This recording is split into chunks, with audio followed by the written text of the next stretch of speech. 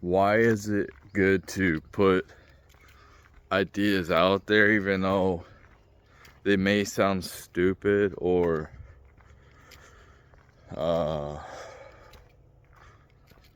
inconceivable because maybe you don't have all the information? Because what it does is it sparks thought in other people. And just because like the first idea that you thought of might not work because you don't have all the information, like it's impossible to know everything about everything, especially like really complex subjects. Well, you put the idea out there and somebody else can like innovate the idea and make it rhyme with the idea that you created. So at least you have that. I mean, if you look at any idea, I'm sure it was ridiculed in so many different ways when it was first thought of. It's inconceivable. That could never happen. And people's perceptions change. Somebody else comes up with somebody else, you know, it sparks thought in other people. So like my idea of, obviously has a lot of flaws, and as I came up with it off, you know, just making a video, just like boom, right in mid video, I came up with the idea of, well, maybe we can cancel the student loans if, you know, for women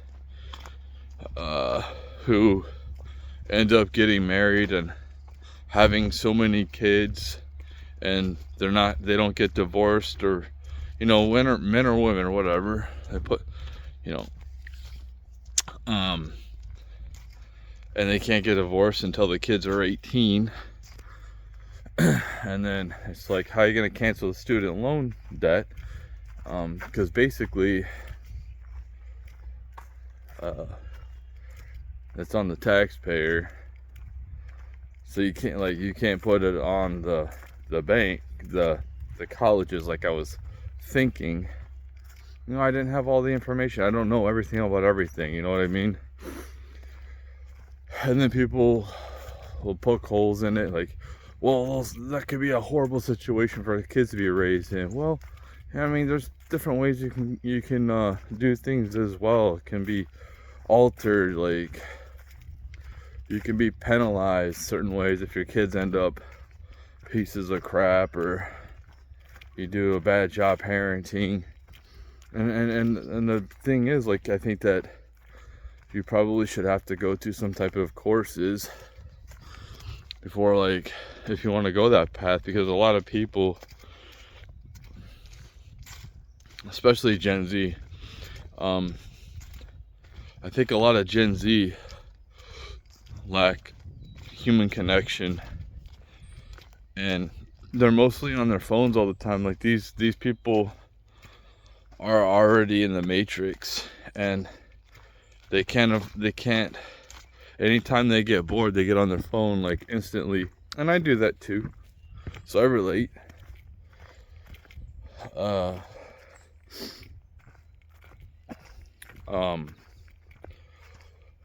It's, you know, it's just like, it's, maybe it was a bad idea, but like I said, somebody can, like, they have more information than I have, and they come up with a different way of doing things that possibly can make it work in some type of way. While I was arguing with Grok basically said 10,000 per kid or something like that. I don't think that's enough. I don't think that's enough to get people to want to have kids or start families. But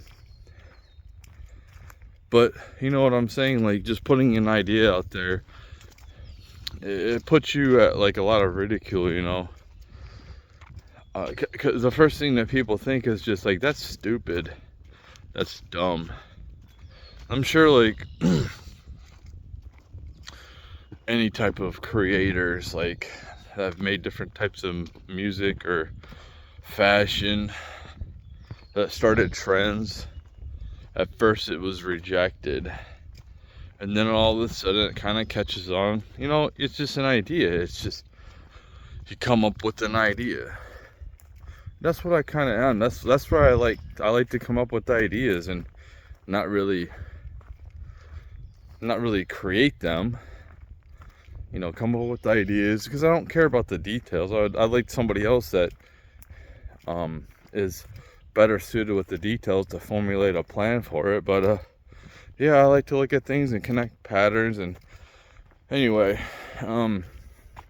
there's a lot of ridicule when you first come up with the idea. You know, I'm sure Tesla was ridiculed handily back in the day for his ideas. And if you look at our modern comforts, a lot of them have been innovated off of Tesla's ideas.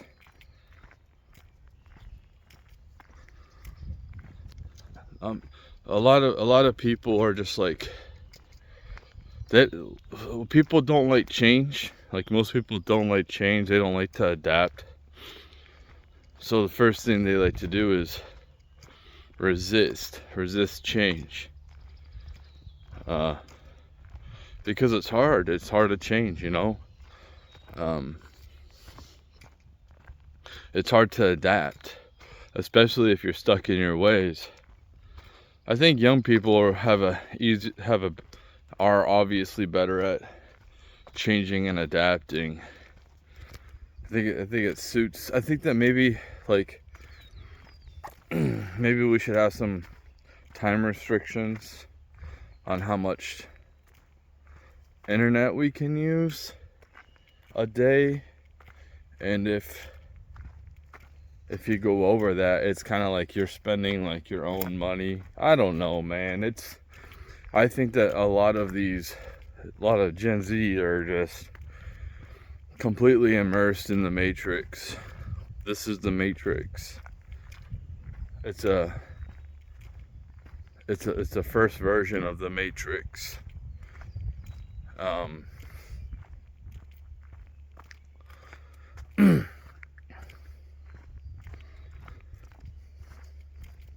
It's like when I see them, they don't really.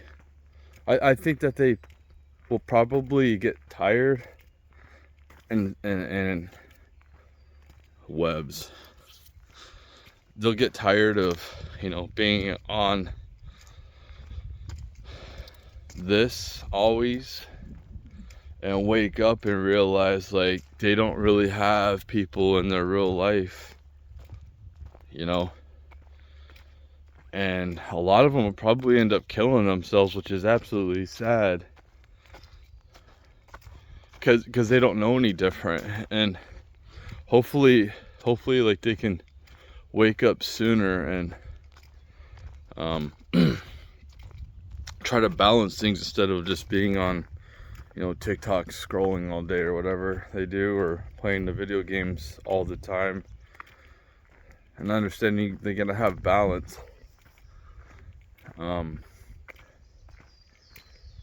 So for me, I think that it's cool to play video games. It really is. It's cool to, but you have to have like physical work, not just like doing repetitive jobs that don't really pay you anything. That doesn't feel rewarding. Nobody likes to clean sewers or pick up trash from people's curbs. Nobody likes doing that, but you know, doing stuff like this, people with other people, they like that. And I think that we should have more retreats, which we don't. And it doesn't seem like there's any ideas from either side to have places where people can go to, whether I mean, they got the drug ones, like people try to go to drug placement places to get off of drugs. It was just like, we need more safeguards for people who don't have anybody, who possibly have burned every bridge in their own personal life with people, and they don't have community. You know, that's the hardest thing about living in America right now. People can say like, yeah, we have access to, you know, food and medical, and yeah, that's cool, man. But here's the problem is, you know, like what they say also, like we live better than people back in the past, but like, do we really? Do you think we really do? I mean, they were more focused on community. I watched a YouTube video today, and you know, I kind of wondered like how people, you know, when I watched Willy Wonka and the Chocolate Factory, that's just a movie. But I noticed they just had like their living space, and then they had the grandparents just sitting in the beds, like 2 giant beds in the same room. And that's actually how people lived. And in fact, people, that was like a form of people slept in the same beds. Even strangers slept next to each other. And in fact, you were almost like a social outcast if you slept by yourself, because they didn't have access to the heat we have, so they use each other for body warmth. And in fact, in that video, they said that like babies were basically like warm water bottles. And that's probably a huge reason, besides, you know, being able to use them for labor and to keep everyone alive, the families alive in like farms or whatever. But to, you know, for warmth. You know, how we have it nowadays is completely unnatural. How humans have lived for like however long we've been alive. We try to, you know, when we get modern conveniences with beds and stuff like that, families used to all sleep in the same bed.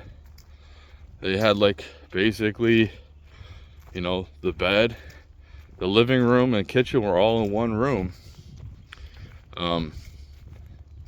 Didn't have separate rooms and stuff like that. And it was kind of weird how they, yeah, it makes me wonder if, you know, how people think that we're so smart, so much smarter than those people in the past. And I thought that too. Sure, I have access to more information, but the reason why we are where we're at because of those people. The ideas, and here in America, we're completely separated from each other in so many different ways. Not just even like families sleeping all in the same beds, how people used to do it in the day. Because like we don't have to, you know, we have heaters. You don't have like fireplaces, and some places didn't even have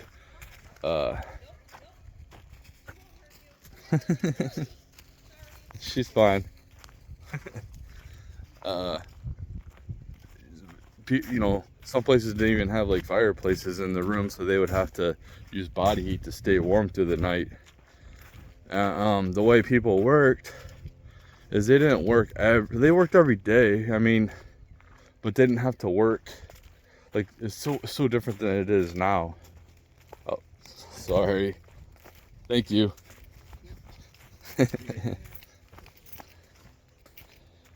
But like, it's just very interesting how things have changed. But here in America, when it's so hard to be poor and then have no community on top of that. So back in the day, at least if like the people were poor or they struggled, at least they had the community, they had the family. And here in America, all the family is just completely separated. Like, I used to think it was kind of cool, my family just being separated all over the whole country, but it's not cool. It's better for family to be in one type of area.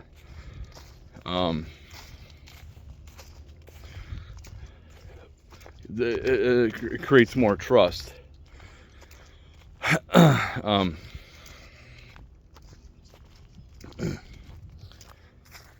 So it's definitely interesting, and just learning about that is it's kind of fascinating how people used to live and how they survived being poor, and how we live nowadays is completely unnatural to how humans have lived forever in America. Lack of community,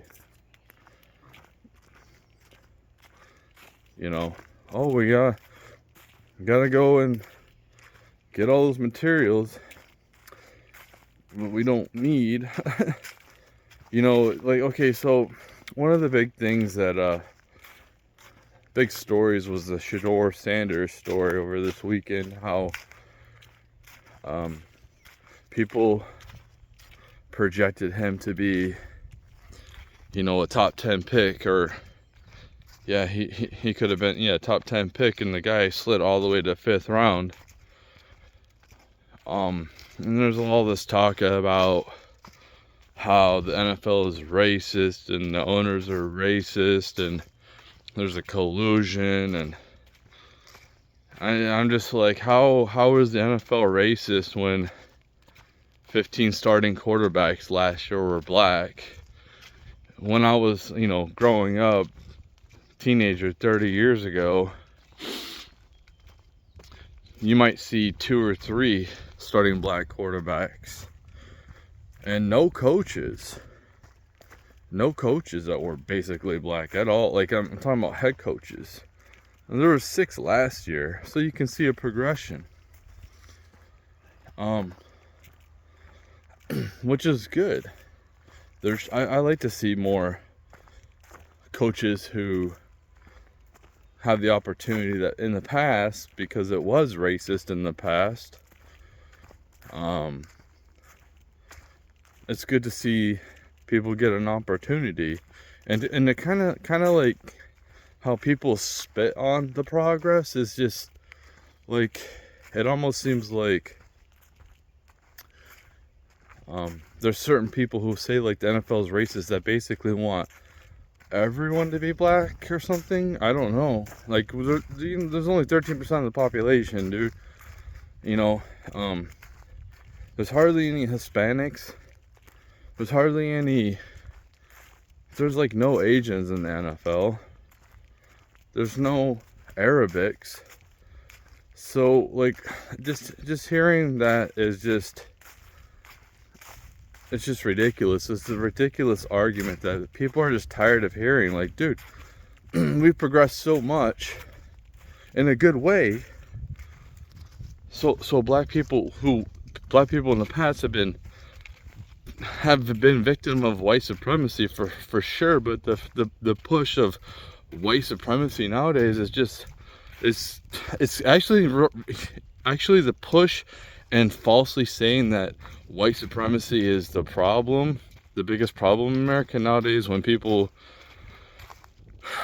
have been promoted based off of their race or gender. It makes people actually racist. It's sad. It's sad for people to get caught in that trap both ways.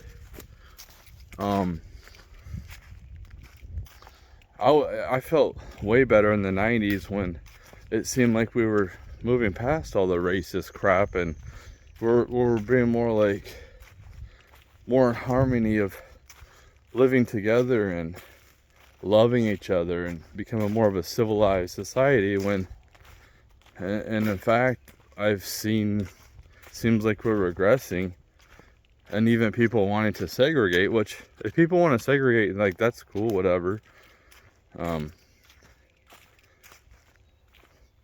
That should be, it's whatever, but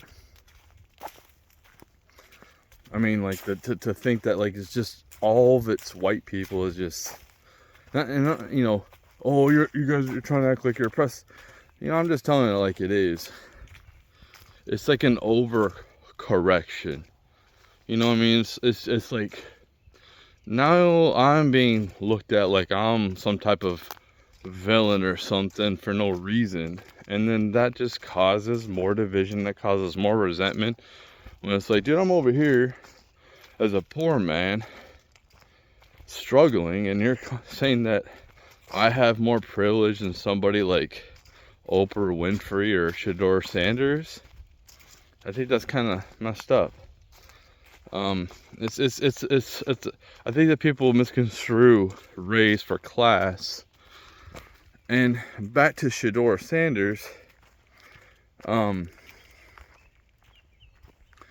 the reason why I think he dropped is they've came out and said it. I mean, he made the way he conducted himself, the arrogance. I mean, you know, when I'm seeing these players wear these big chains, Cam Ward's awesome, by the way. Dude's so humble. I really like Cam Ward.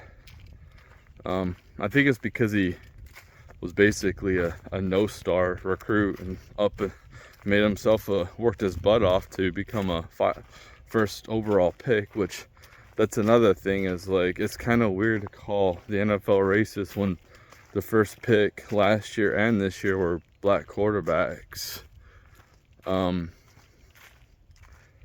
That's what I'm saying. It's like where are we supposed to go with this? Like, where do you want to go with this? Do you want all white people out, or like what is the goal? You know, if white people aren't good enough, you see it with cornerbacks. You don't hardly see any white cornerbacks because it's not usually we haven't been really good in that area. You see a lot of white kickers because we're somewhat good in that area. And now things are balancing out, and you're seeing, you know, quarterbacks. Seeing a lot of black quarterbacks, and I just it's frustrating. It's like a slap in the face, you know. Like, what are you really complaining about? Even like Skip Bayless is like, there's racist undertones with Shedeur Sanders, and it's like, man, the dude. First off, the dude switched schools, okay? And yes, he went to where his dad was, and it was cool for him to go to Colorado. That was cool. But right there shows his lack of loyalty. And why should he be loyal to Jackson State? Because the coach took off, like, you know what I mean? So, I don't think that... I mean, that's not a big reason why he dropped. But the big reason is, like... Part of the thing, a huge thing, when you get picked high in the draft, is you get a bigger contract. You get more money. Well, I'm thinking that the people that try, you know, the way he conducted he didn't really do combines. The interviews, he seemed like basically they said he made them feel small. And when you're an employer, you don't want somebody to make you feel small. You want them to, you know, you want like your supervisor. You want to make your supervisor look good. And it's not good to disrespect people or try to dictate where you want to go. It's a bad look. And then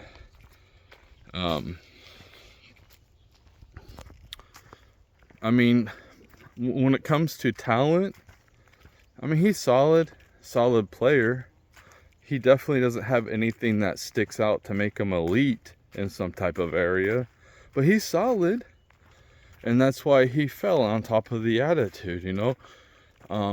Where having that big chain is just such a ugly look, man. It just shows lack of, and you're gonna see this more and more, and you're gonna see people kind of like start rejecting these people, and actually I think they might start getting mocked, you know, like trying to, like when you're relying on your fan base who is struggling financially, and you want to come out here, don't seem humble at all, at the same time you're praising Jesus.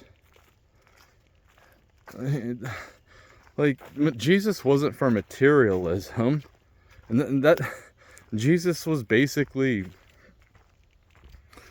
he was like, you're not going to get into heaven with that stuff. Like, that's not going to get you into heaven. Like, you can't take that stuff with you, man.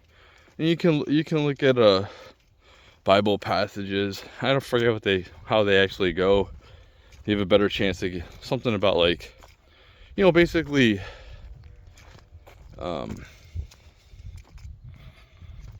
finding a needle in a haystack, something like that, if you're rich, to get into heaven. But when you make it all about yourself and you're flaunting that wealth, and it doesn't seem like you're really giving much back, it's a bad look. I don't think the whole rapper image of look at my stuff, look at my bitches is gonna fly too much longer, because people in their own lives are struggling, and they're gonna realize, am I struggling because of this guy? It's like you're rubbing it in my face. It's like you're bragging and rubbing it in my face while taking my money, and I'm like supposed to be compliant. And it's the consumers, but I think that you might start seeing less consumers, like the NBA. Yeah, the regular season's a joke. So I just think that people, while they get humbled in their own personal lives, which I have been multiple times, they're gonna realize I don't relate to these people. I don't relate to having these big giant necklaces. Is that what you want to strive for? Or do you want to, how does that, it's like peak narcissism. The dude keeps calls himself legendary. Hey, listen, man, his attitude, pretty much, you don't want your quarterback having that type of an attitude. You want your quarterback to be really well balanced. It's a sad situation. Not for him. The guy's got it really good. When some kid prank called him, I guess, acting like he was the Saints GM about to draft him. Shedeur's response basically was like, I've been waiting on you. Not with an attitude, but like been waiting, like that type of attitude, like I'm entitled. The entitled attitude. I just don't think that flies well with being a leader, and I think that's what they looked at a lot. And a lot of people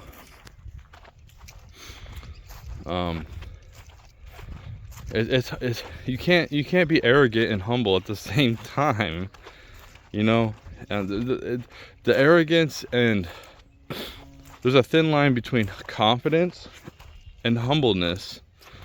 When you're sitting here calling yourself legendary when you really haven't done anything, who's legendary? His father. He's actually done stuff. I mean, yeah, Shedeur has been a starting quarterback on a college football team, like a major college football team, and now he went to the draft for sure. That's really, really well. That's really, really great. But I'm not saying that he can't make himself into a legend. He might become one of the greatest quarterbacks that's ever lived. Who knows? And he could. I think that he goes into the right place, the right system, the right environment. He could flourish. And that's what he really, really needs anyway. But any quarterback, really, you want them to go into the right system for them to excel as quick as possible. You don't want them trying to sit here and learn something that you just took them because they are a star, the name. And that's what's happened a lot. I'm just gonna put a bunch of stars together and see what happens. And sometimes it works, but if you look at all the busts, I wonder how many busts in the NFL have been, or NBA or whatever, have been because of the actual player, their lack of skills, and or if it was because they just weren't in the right environment or system to thrive quickest, to achieve the confidence. You know, when you're trying to learn something new, you start lacking confidence, and confidence is huge. Confidence is something that you want with everything. And the confidence is what you want Shedeur to have. You want him to have confidence, but you also want him to, you know, kind of be humble. And it's just weird, man. I think that a lot of them were turned off by his arrogant attitude. Me, and they just didn't want that in their locker room. They didn't want that to be their star. They didn't want to deal with that. The diva. And hopefully this humbled him. I hope he does great. You know, Dion was one of my favorite players, and I think that he's an amazing coach. To see what he's done, I would like to see him as an NFL coach. That would be amazing. Because I think he's a really good coach. And I think that Shedeur could be a really good player. He is a pretty good player. But, you know, that quarterback position is one of the most important positions on the field, if not the most important position on the field.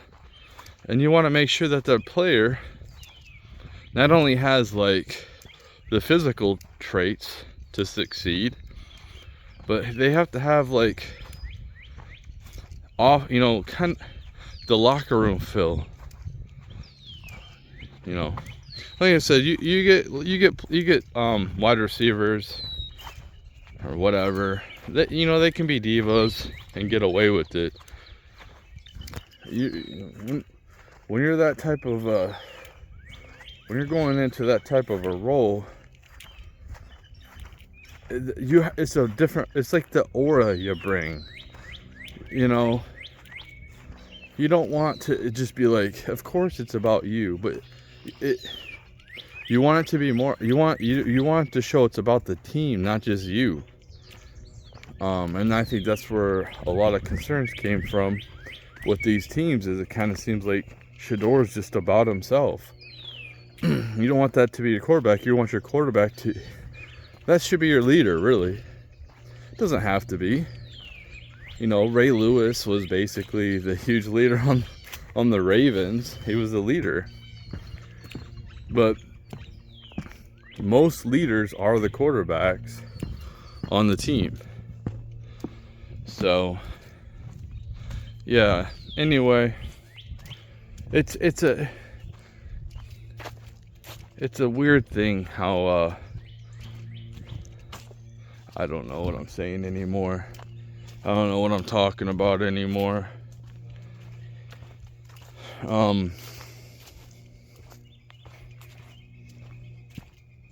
Yeah, I think that'll be it. I don't need time to think.